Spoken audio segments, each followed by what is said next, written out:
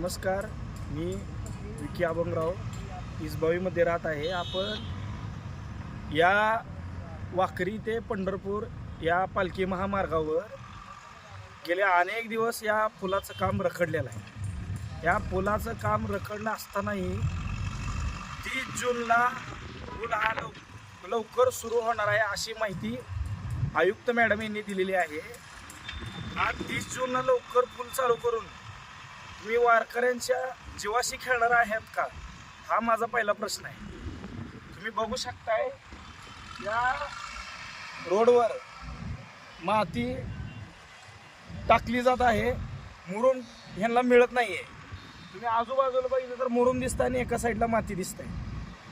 हे कोण अधिकारी ह्या ठेकेदाराला पाठीशी घालतायत का अधिकाऱ्यांना यामध्ये काय ठेकेदार कोण पैसे देत आहे का, असा माझा आरोप आहे यांच्यावर.